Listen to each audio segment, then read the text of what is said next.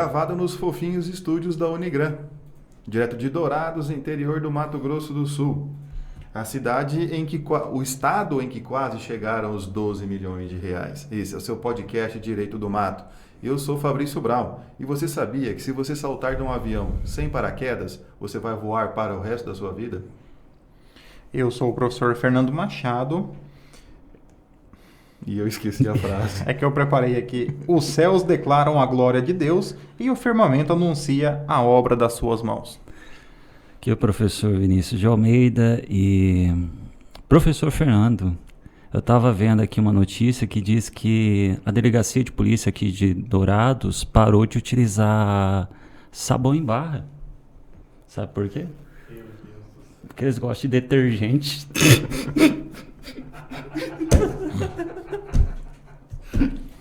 Alegria! Olha que piada boa, mulher. Ai, cacete. Isso que dá um improviso, hein, Vinícius? Acho que o professor Vinícius sonhou com o Matheus Ceará essa noite e veio com a piada estilo Praça Nossa aqui para nós. Trazer alegria para esse povo Tá sofrido. anotado. Irmãos e irmãs, agradecemos mais uma vez a sua audiência, a sua companhia, o seu apoio a este bonito projeto Direito do Mato. Estendemos o nosso agradecimento à Unigran, que nos permite utilizar este maravilhoso estúdio, e agradecemos também ao maravilhoso Paulo, né, que faz com que toda essa magia aconteça, e pedimos desculpas pela manifestação aqui do professor Vinícius. Vai. Tá. Bom, peço desculpas, gente, pela situação, mas fica aquele convite para você conhecer mais o Projeto Direito do Mato, conferindo a gente lá nas redes sociais. Dá uma olhada no nosso perfil, tanto no Instagram, no Facebook, acompanhe os nossos canais também nas redes de streaming, estamos no Spotify, no Orelo, uma plataforma excelente. Também temos o nosso canal do YouTube, se inscreve lá, compartilha e confira também os episódios passados, e sempre fica à vontade de comentar, compartilhar, para a gente crescer e enriquecer mais esse projeto aqui para vocês. Essa abertura é um exemplo de como é importante um roteiro, né? Não, vamos fazer no improviso a abertura, a gente já fez 56 vezes. A gente Já não estamos precisa- cansados. Já estamos prontos. Acostumados e etc. Agora ninguém sabe para que lado que vai sem o roteiro. Mas não é por isso que você não vai deixar de adquirir a nossa maravilhosa caneca do Direito do Mato, e assim você contribui com essa obra do Senhor. Entre em contato com a gente pelas nossas redes sociais, pelo nosso e-mail, direitodomato@gmail.com. E nos ajude. E tenha consigo também essa maravilhosa peça de porcelana indochinesa. E aqui, em homenagem ao professor Fabrício Brown, Animais e ONG que fez o resgate ajuizaram ação de reparação de danos em face dos antigos tutores, né? Com essa notícia, nós começamos mais um giro de notícias. Aí deveria ter uma vinheta, mas nós não temos, né? Acabei de passar a vinheta. Passou a vinheta? Então pode. Então vamos lá. E com essa notícia, iniciamos mais um giro de notícias. Viu? Perfeito. A ação originária foi ajuizada em agosto de 2020 pelos cães Spike e Rambo e a ONG que os resgatou. Na petição inicial foi relatado que os animais estavam há 29 dias sozinhos no imóvel, pois os tutores estavam viajando e poucas vezes alguém apareceu para fornecer água e alimento aos cães. Diante dos fatos relatados, a ONG e os cachorros ajuizaram a ação de reparação de danos, solicitando que os cães fossem reconhecidos como parte autora do processo. Pediram também o ressarcimento dos valores gastos pela ONG. O juízo de primeiro grau extinguiu a ação sem resolução do mérito em relação aos cachorros Spike e Rambo, por entender que não possuem capacidade de ser parte em um processo. Os autores recorreram e o TJ Paraná reconheceu os cães como parte autora do processo, né? Aqui é a frase que o professor Fabrício mais gostou. Reconhece-se a importância do animal não humano como indivíduo, vez que seu sofrimento físico ou mental importa por si só como ser senciente que reconhecidamente é, tanto pela legislação quanto pela doutrina e jurisprudência. Fato interessante, decisão aqui paradigmática, porque, mais uma vez, já trouxemos essa discussão aqui em outros momentos, cada vez mais os animais têm sido reconhecidos como parte no processo. Aqui uma rápida revisão em relação à capacidade processual, né? Pode ser parte do processo aqueles que têm capacidade processual segundo o Código de Processo Civil. Aqui no caso do direito brasileiro, podem ser parte as pessoas físicas, as pessoas naturais ou as pessoas jurídicas, né? Reconhecendo-se também alguns chamados entes despersonalizados. Contudo, os chamados animais não humanos, eles não podem, como regra, ser parte do processo. Eles não possuem capacidade para figurar no processo. Aqui na sentença, o juiz de primeiro grau, ele extinguiu a ação sem resolução do mérito em relação aos cachorros, mas aqui a princípio ele manteve então o segmento da ação em relação à ONG que fez ali o que atendeu o animal, que atendeu os animais e teve ali os gastos comprovadamente, então a ação seguiria em relação à ONG. Contudo, como acredito que o objetivo da ONG aqui além de ter o ressarcimento em relação aos animais, mas é dar visibilidade à causa animal, então houve aqui um agravo em relação à decisão que extinguiu a ação em relação aos cachorros. E o TJ Paraná, então, ele deu provimento ao recurso, admitindo os cachorros como parte do processo. Agora, então, Rambo e Spike, eles voltam a figurar no polo ativo dessa demanda contra os seus antigos tutores. Proprietários. Tutores. Vamos estar numa discussão aqui. É uma decisão fofa.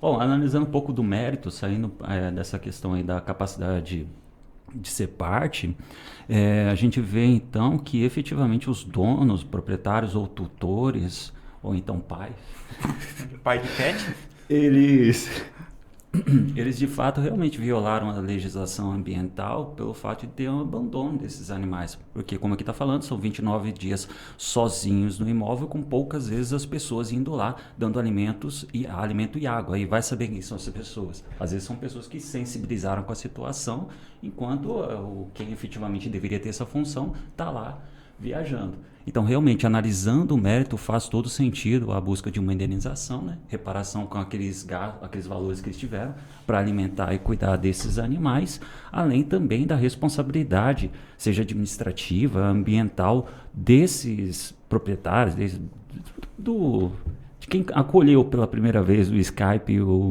e o Rambo, em decorrência desse abandono por parte dos animais. A decisão, eu digo que é uma decisão fofa, porque ela é bonitinha, mas efeito prático, constar os cachorros no polo ativo ou não vai fazer diferença. Porque a finalidade dessa ação aqui é a indenização pelas despesas tidas com os cuidados e etc., né, responsabilizando os antigos proprietários. E aí poderíamos dizer que agora esses proprietários eles abandonaram a propriedade, né, tornou-se a propriedade imóvel abandonada. A res nullius. Isso, res derelicta, né? Tanto faz. Uma nunca teve dono, a outra foi abandonada. Aí procurem no dicionário de latim, dicionário jurídico. E aí, nesse caso, a ONG tornou-se, então, tutora ou proprietária desses animais e está buscando o ressarcimento. A questão, eu não sei do objeto da ação, se os animais estão pedindo condenação em danos morais em seu favor, pelo sofrimento, inclusive do abandono afetivo que tiveram, né, por parte dos seus antigos tutores, proprietários. Os seus tutores são aqueles que cuidam, então é melhor dar o nome de proprietário, que o proprietário pode abandonar a sua propriedade, né? E aí, nesse caso, os animais têm, por terem proteção legal, né, claro, tem direito a toda a proteção que o direito lhe dá. A minha discordância sempre fica que o efeito prático de colocar como autor não muda nada, mas aquilo que você falou, Fernando, no começo, você quer repercutir, então é interessante trazer, porque nós estamos, inclusive, debatendo esse assunto aqui. Até porque, assim, em que pese eu entenda que deve haver uma maior preocupação do Estado em relação à questão de animais, sobretudo animais que convivem em sociedade, animais já domesticados, os quais eles perderam a capacidade de viver sem por exemplo, cães e gatos já perderam a capacidade de viver ali sem o auxílio do ser humano. E há realmente um problema tanto de saúde pública quanto de questões sociais em relação ao abandono de animais. Normalmente é um ciclo que ele se repete, a pessoa pega o animal, abandona, pega outro, abandona. Outra pessoa que não cuida do animal, não castra, tem ali os filhotes, acaba doando para qualquer pessoa, então essa situação acaba se prolongando. Aqui no caso, em relação à admissão dos animais como parte no processo, aí nós teríamos que analisar, a discussão ela vai muito além, porque tem algumas questões práticas que devem ser vistas. Por exemplo, e se for reconhecido o direito, por exemplo, a dano moral em relação aos animais, aos cachorros, ao Spike e ao Rambo. E, eventualmente, esse valor, então, ele deverá ser pago. Quem irá administrar esse valor? Quem vai receber esse valor? Você não vai passar numa conta vinculada para o cachorro, né? Então, você vai usar o Instituto da Tutela. Então, quem se torna o responsável é essa ONG? Porque aí seria um pouco... Aí nós teríamos de certa forma, um interesse maior de associações em representar animais, receber valores e administrá-los. Porque aí você parte para então teríamos uma outra análise para ser feita. Mas eu, de certa forma, eu aqui vou falar não como um operador do direito, mas vou falar como alguém que gosta dos cachorros. Eu concordo, né? Opinião sem qualquer cunho científico, né? Que eu acho, né? Eu acho que eu gostei, achei legal, achei bonita, achei fofa essa decisão e eu concordo com o TJ Paraná. Imagina o desembargador falando, o que você achou da decisão? Fofa? Achei fofa. O cara escreveu um monte de coisa. É procedente por fofura, né? Não, mas é interessante falar porque os cães, os gatos, os animais domésticos, eles não estão em extinção, por exemplo, porque a gente praticamente privatizou eles, né? As pessoas passaram a privatizar, então cuidam, zelam e etc. Aqueles que os seres humanos não podem ter consigo como animais domésticos, tudo, eles tendem à extinção porque ninguém cuida direito. Fica só na questão da proteção da flora, da fauna e tudo mais. O que serve muito mais esse tipo de decisão com caráter pedagógico, eu acho. Ainda não houve a condenação, está na fase de apurar o valor dos danos para condenar. Isso serve muito mais como caráter pedagógico, eventual condenação nos danos materiais, nesse sentido, que aquele que está propenso ao abandono, tudo, ele sabe que ele pode ser civilmente responsabilizado.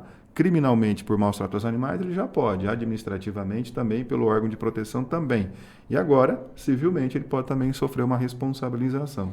Aqui, só acrescentando, a ação tem os pedidos cumulados, né? Danos morais pelo sofrimento causado, ressarcimento das despesas da ONG com os animais e uma pensão mensal aos animais até que eles passem para a guarda definitiva da ONG. Então, perceba que é uma ação relativamente complexa, né? Tem, então, vários pedidos aqui para serem analisados. Daqui a pouco vamos usar o ECA também para os caras do cachorro. Foi um pedido criativo. Provavelmente, o juiz ele deverá, na sentença, porque agora volta, então a decisão ela é apenas para a admissão dos cachorros como parte. Então volta, haverá instrução processual, na sentença provavelmente o juiz deverá mais uma vez extinguir o feito sem resolução do mérito em relação aos animais em sentença. Não, ele pode, já que ele tem que julgar, eles têm capacidade processual, ele pode falar que os animais não têm direito a dano moral. Sim, e manter os materiais. E aí mais uma vez haveria ali o recurso, aí a apelação. Então assim, provavelmente dentro de alguns meses ou alguns anos, se até lá a Direito do Mato estiver aqui firme, forte, alegre e confiante na esperança da salvação, nós poderemos atualizar esse caso para os nossos ouvintes. Vai poder até discutir essa questão da guarda definitiva dos animais. Até porque, se não me falha a memória, é a simples tradição, né? Que já é o suficiente para você passar. Pelo abandono, a coisa abandonada, você adquire a propriedade pela ocupação. Como a ONG, né, pegou os animais, tornou-os proprietária. Então, às vezes, eles poderiam ter feito um pedido nessa ação, né, de reconhecimento da propriedade pela ocupação da coisa abandonada. Porém, é mais bonito se utilizar da analogia do direito de família e que eles são agora os novos guardiões, né? Tem a guarda. E isso também é acho que uma peculiaridade dentro desse caso, porque das vezes que a gente viu sobre essa questão de discutir sobre os animais, é dentro da seara do direito de família. Então aqui a gente está vendo justamente uma outra aplicação dessa ideia de guarda em um outro sentido, né? É porque então, fica um pouco mais difícil. na faculdade, chega no direito das coisas, o aluno dorme um pouco na aula e esquece da questão da propriedade, da perda da propriedade, e etc e tal, e ele acorda daí só no direito de família. Então daí ele vai se tocar. Na verdade, no âmbito do direito civil, no direito das coisas, a situação estaria resolvida. Ela só ganha destaque quando você faz, então, a transposição desse fato para o âmbito do direito de família. Aí que ela ganha, ela vai ganhar destaque.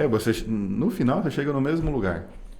Porque, por exemplo, se a discussão fosse em virtude da propriedade de um touro, aí a discussão ficaria apenas no critério material. Se comprou, se vendeu um touro reprodutor, um Nelore, ficaria uma discussão meramente na questão patrimonial. Se houve o abandono do animal, não houve. Como nós temos aqui, gatos e cachorros, que até então têm sido os animais aceitos como parte, em algumas decisões esparsas, então ele ganha um contorno mais familiar, né? Lembrando o público aqui que todos nós aqui temos animais domésticos, né? O Fernando tem uma quase... Como é que é o coletivo de cachorro? Matilha. O Fernando tem uma pequena matilha. Que a guarda está com a minha mãe, né? E eu pago a pensão, né? E eu pago a pensão. Direito de visita. Né? Alimentante exerce direito de visita. Agora que subiu o preço da ração, a minha mãe pediu uma revisional, né? Tá certo, tem que ser. Mas vamos para a nossa próxima notícia. Tribunal de Justiça de São Paulo reajusta aluguel de lojista de acordo com as fases do Plano São Paulo durante a pandemia. O TJ de São Paulo atendeu o pedido de uma loja de roupas para determinar a redução do pagamento do aluguel mínimo em progressão conforme a reclassificação de fase na retomada gradual da cadeia produtiva, segundo os critérios oficiais do Plano São Paulo. Uma loja localizada num shopping da capital acionou a justiça dizendo que mantém contrato de locação com uma empresa com termo previsto para 2024. Ocorre que com a pandemia e o fechamento dos shoppings, o faturamento da loja caiu. Olha só, quem diria. E com isso ela pediu que seja inexigível a obrigação de pagamento do aluguel mínimo mensal nos moldes contratuais durante a retomada gradual, condenando a empresa ao aceite obrigatório do pagamento com base nas fases de reabertura. No primeiro grau foi negado sob o fundamento de que a falta de recurso de decorrência do pouco ou nenhum movimento do shopping não impede que o devedor cumpra sua obrigação da perspectiva naturalística. Interessante, o cara não trabalha, não recebe, mas isso não impede que ele pague. Isso é em primeiro grau. Todavia, em segundo grau, o desembargador Adilson Araújo deu provimento ao recurso para fixar o aluguel mínimo mensal na fase 2 do Plano São Paulo, no equivalente a 6,66% do aluguel, a partir de 1º de junho de 2020, e demais meses, contados os 30 dias da mesma proporção, com reajuste quando alcançada a fase 3 da reabertura das atividades, na cidade e no estado de São Paulo, na proporção que será de 20% do aluguel mínimo mensal, e na fase 4 de 60% com a determinação do pagamento dos encargos comuns, com abatimento de 30%, bem como o pagamento do fundo de promoção de propaganda e proporcional à fase de abertura. O relator registrou que, em situações normais, deve ser prestigiado o princípio da pacta sunt servanda. Os pactos devem ser cumpridos. Porém, a situação peculiar que o país vivencia exige merecidas e medidas excepcionais em todas as áreas, dentre inclusive no âmbito jurídico. Em face de disposições do Código Civil, a parte está autorizada em situações como as narradas na petição inicial a postular a readequação do contrato diante das circunstâncias excepcionais que acometem o país. A decisão foi por unanimidade. É uma situação bastante interessante porque durante o período da pandemia, houveram períodos em que as lojas ficaram fechadas, depois ficavam abertas, depois fechavam de novo, depois ficavam abertas, e houve um segundo fator, também durante o período da pandemia, o aumento da inflação medida pelo IGPM. O IGPM acumulado nos últimos 12 meses dá mais de 30% e é o índice de correção utilizado para os aluguéis. Quando o IPCA chegou a quase 9%, então uma diferença gigantesca. No caso dessa decisão aqui, provavelmente esterado lá no artigo 317 do Código Civil, aonde permite que, por um motivo, né, um fato imprevisível, tá, haja uma desproporção entre a execução da prestação e o momento da sua fixação, a parte pode rever ela para readequar. O que está falando aqui é da fixação do aluguel mínimo em shopping center. Shopping center tem o chamado aluguel mínimo e aluguel sobre o faturamento da loja. Então, esse aluguel sobre o faturamento depende da movimentação, mas o aluguel mínimo é mantido. E quando a loja está fechada, você tem que pagar o aluguel mínimo. Então, foi justamente essa readequação. Ela está totalmente fechada e uma loja de roupa, pouco, a não ser ali, consegue sobreviver com delivery. Né? Ainda, especialmente nessa aqui, ela precisava do movimento do shopping. Então, cria essa situação. A situação está tão nessa questão de aluguéis e de reajustes de aluguéis que um grupo de lojistas, um partido, agora esqueci o nome do partido, ingressou com a DPF 869, pedindo a substituição do IGPM para o IPCA. Né? Não, para o INPC. Para o INPC nas revisões de aluguel. Na DPF, ação de descumprimento de preceito fundamental, eles fundamentam que estariam descumprindo quais preceitos fundamentais? Função social da propriedade, função social da empresa. Da propriedade no artigo 5º, acho que inciso 10, da empresa no artigo 170, inciso alguma coisa lá da Constituição. Da propriedade é inciso 22, né? 22, 23. Acho que é por aí. Função social da propriedade. O 10 é inviolabilidade. Isso, 23, porque o 22 é a propriedade e 23 é a função social. Então, é um momento em que é necessário uma certa intervenção aí do Poder Judiciário, não para que esse contrato seja rompido, mas que ele seja possível de ser cumprido, dado que o próprio Estado mandou fechar. Né? E a decisão do juízo monocrático, lá de falar que a falta de recursos por nenhum movimento não impede o cumprimento da obrigação. Peraí, também não é assim, né? São decisões que elas vão além da discussão jurídica. Por quê? Porque deve ser analisado todo um contexto, como o professor Fabrício colocou aqui, que leva em consideração a função social dos atores sociais. Então, os atores sociais, todos eles têm uma função e a manutenção desse equilíbrio depende de todas elas. Por exemplo, se eu tenho empresas fechando, independentemente do motivo, eu tenho um prejuízo social muito grande, porque o Estado perde arrecadação, porque as pessoas perdem o emprego, porque você diminui a oferta de produtos, você tem inflação, você tem toda uma interferência. O proprietário perde o inquilino. Assim, claro, isso do ponto de vista prático. Isso do ponto de vista conjuntural. Do ponto de vista prático, falta também ao proprietário uma certa noção também de participação na sociedade, porque ele, enquanto proprietário, também ele estaria quase que se valendo de um enriquecimento indevido.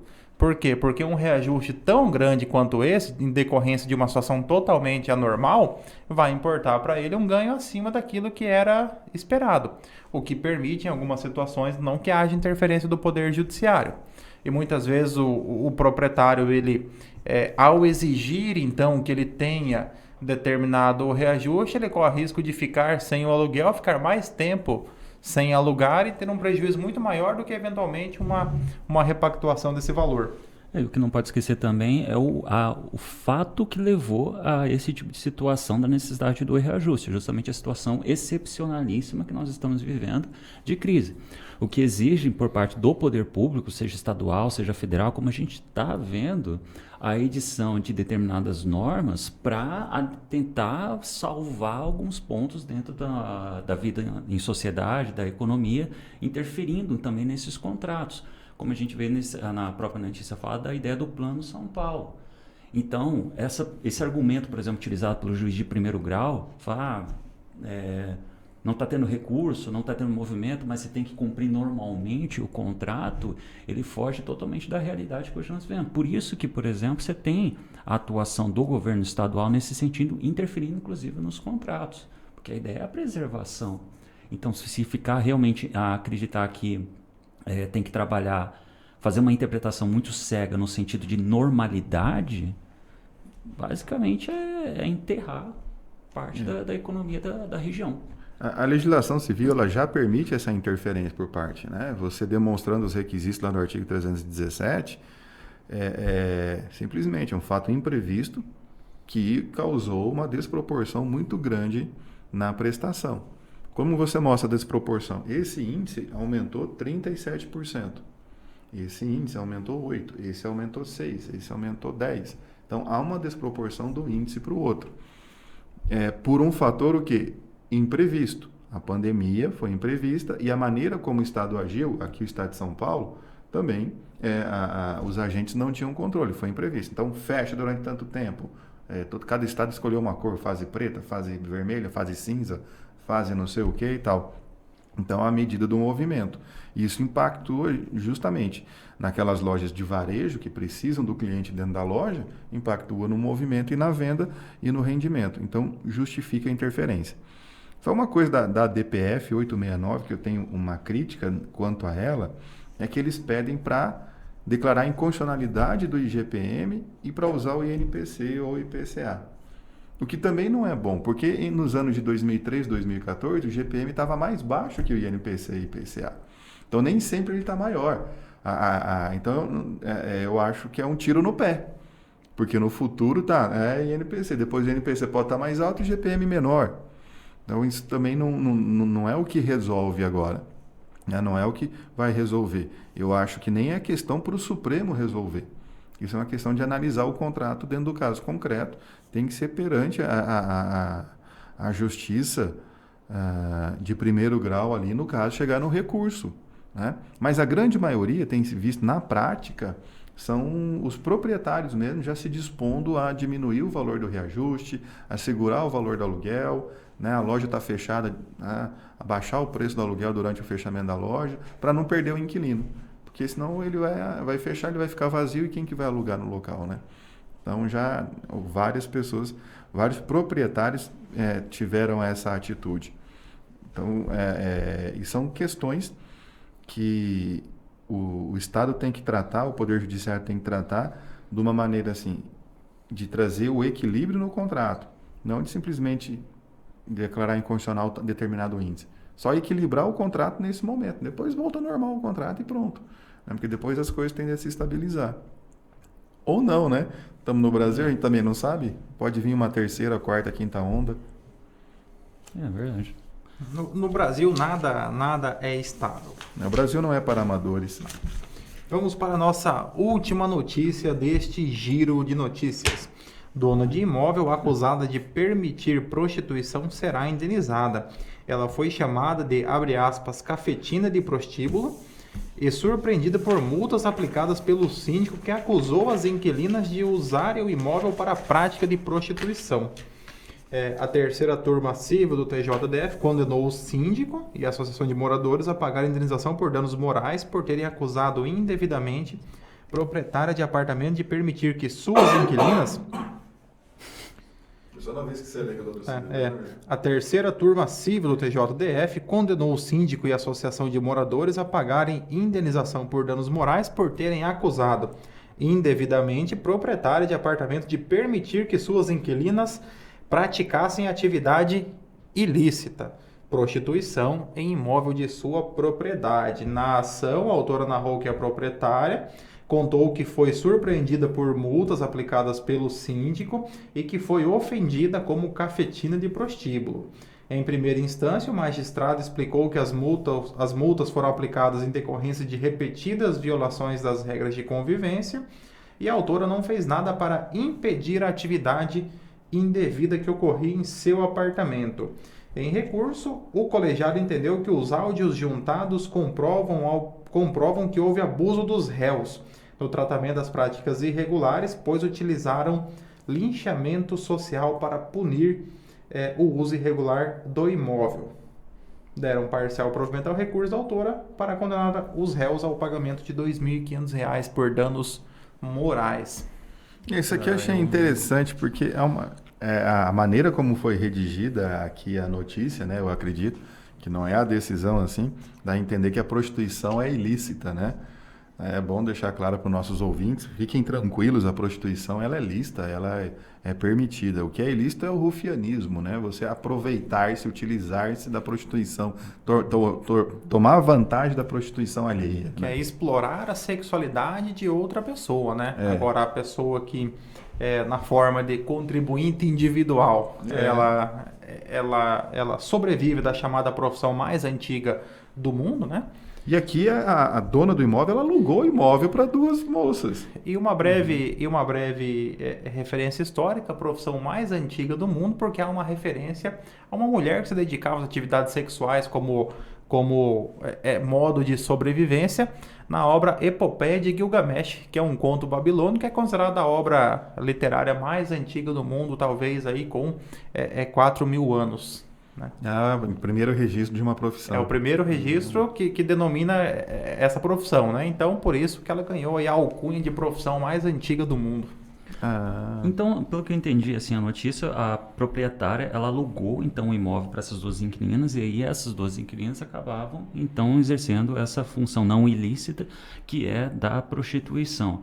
Aqui, acho que entra uma coisa interessante de falar, de a gente discutir aqui, é a questão da possibilidade do condomínio instituir regras em relação à maneira como o proprietário ou então os inquilinos podem utilizar cada uma das suas unidades. Aqui o condomínio ele é uma micro-sociedade, né? Onde você vive com pessoas de forma muito próxima e podem ser estabelecidas regras próprias por aquele grupo social que ali convive. Então, alguns condomínios têm regras mais rígidas, outros nem tanto, e ali está o condomínio, por meio do seu estatuto, do seu regimento interno, estabelecer algumas regras de convivência. Por exemplo, uma delas hoje tem sido muito comum, que muitos condomínios proíbam o aluguel de unidades por meio de aplicativos. Airbnb ou outros aplicativos. Muitos condomínios já têm, porque isso em tese, em um imóvel residencial, que você tem um movimento de poucas pessoas, apenas os moradores, isso acaba interferindo. Porque no Airbnb eles proíbem a locação de temporada, na verdade, né? Você aluga por 2, 3 dias, por um fim de semana, por 5 dias, para uma noite.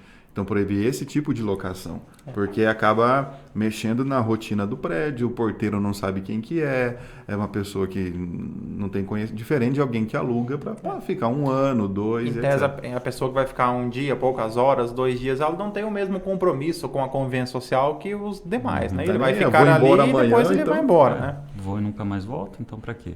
Então tem essa questão. E aí é justificável, pode, por exemplo, que é a questão de o acesso às pessoas, a forma de acesso das pessoas, e o condomínio, inclusive, no descumprimento das regras, pode impor multa.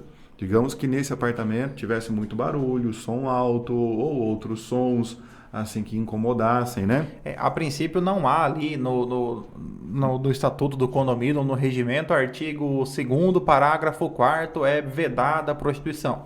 Até porque isso não seria de competência do condomínio. Provavelmente não ficou claro aqui se realmente se configurou ou não essa atividade por parte das inquilinas da proprietária, mas ao que parece ocorreram alguns fatos, talvez ali pelo movimento maior de pessoas, por alguns pequenos descumprimentos das obrigações. Podem os condomínios, por exemplo, estipular uma regra no sentido de que não pode utilizar as unidades para exploração econômica.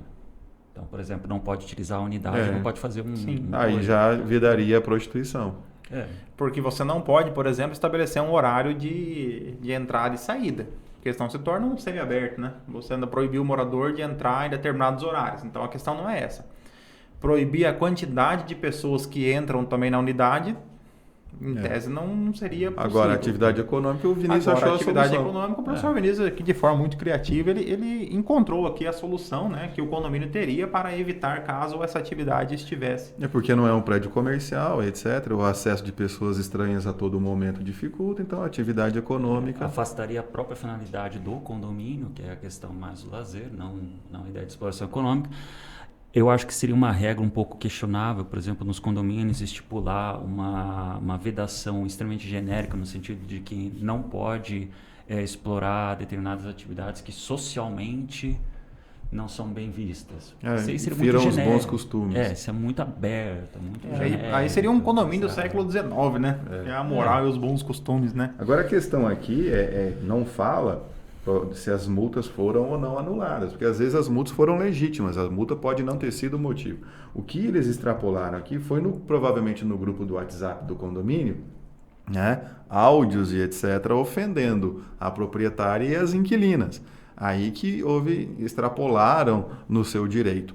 Porque se aquele convívio, se aquelas pessoas estavam ferindo as regras do condomínio que justificassem a multa, né, tranquilo.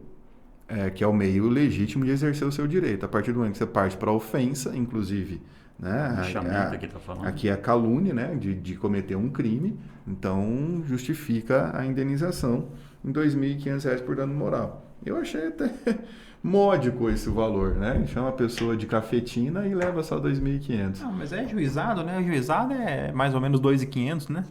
Tá mais ou menos no padrão ali, né? fica nesse...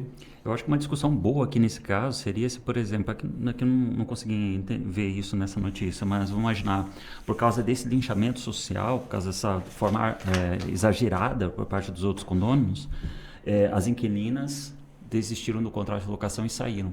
Aí poderia, por exemplo, a proprietária também requerer, vamos dizer, lucro cessante, porque perdeu Pode o ser, contrato. justamente. Eu acho que seria uma discussão bacana. Requerer pode, mas aí já o nexo causal ele é esticado de uma forma tão grande que já mas difícil acho que de... isso é legal. Há de argumentando isso. tanto só por amor ao debate, É. às vezes consegue. Como diria o pasme excelência, né? Pasme Excelência. Excelência nem leu a inicial. Mas faz parte. Irmãos e irmãs, encerramos mais um episódio do Direito do Mato. Fica aqui o nosso agradecimento especial a você que nos ouviu até o final, né, principalmente. Pedimos que você compartilhe com seus amigos, com seus irmãos de caminhada, de fé, que você encaminhe o link do Direito do Mato para que esse irmão tenha acesso também ao nosso conteúdo jurídico, desse que é o podcast mais atualizado de Dourados.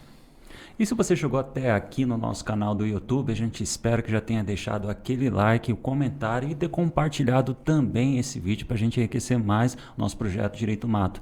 Ficando mais uma vez aquele convite, confere mais a gente nas redes sociais, dá uma olhada no nosso perfil no Instagram e no Facebook. E não perca a oportunidade de adquirir essa belezura aqui, que é a nossa caneca Direito do Mato. Manda um direct lá para a gente que nós explicamos a questão de valores e envios. É isso aí, gente. Todos fofinhos, tenham uma ótima semana, um grande abraço, sejam felizes.